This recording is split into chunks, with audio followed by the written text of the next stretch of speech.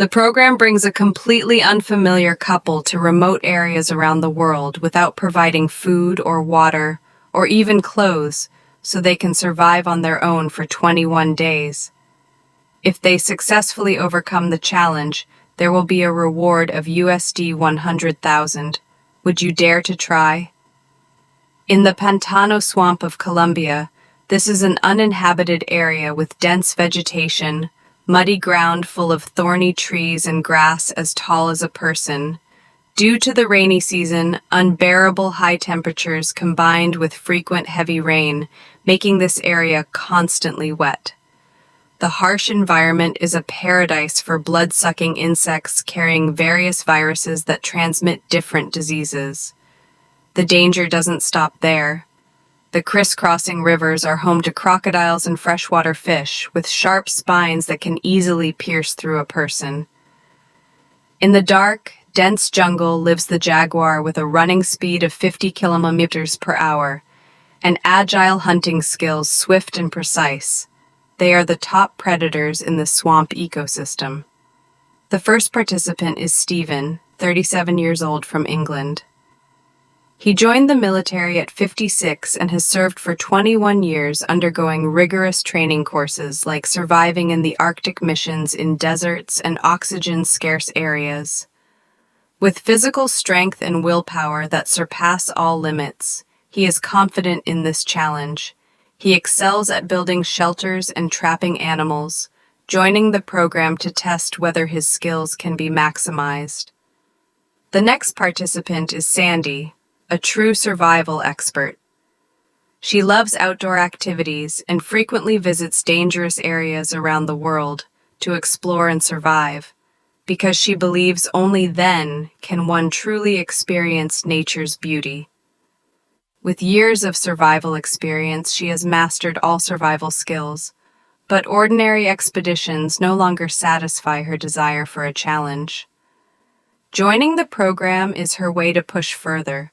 A luxurious yacht brings the two to the location and takes their clothes. Right after, the two meet in the jungle. Upon meeting, Stephen complains to Sunny that he's been bitten by mosquitoes all over. Even before starting, his body is covered in swollen bites. In this challenge, the two only bring a small knife and a mosquito net along with a lighter dropped by the program. After determining their destination on the map, they set off immediately on the way. The two walk and chat, introducing themselves.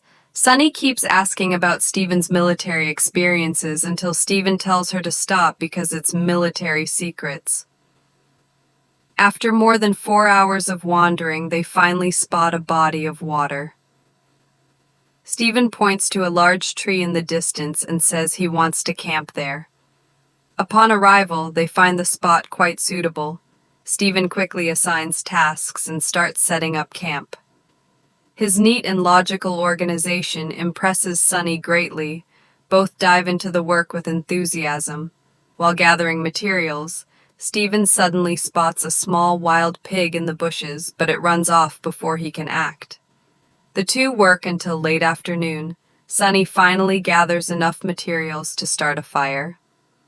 Luckily, lighting the fire doesn't take much effort. After starting the fire, they boil water to drink, quenching their thirst. That evening, it suddenly rains. The two have to shelter in their unfinished camp and get soaked all night. Though the rain keeps mosquitoes away, the sudden drop in temperature makes them uncomfortable. The next day, Sunny gathers a few mint leaves from the forest, brewing a pot of mint tea and offering it to Stephen.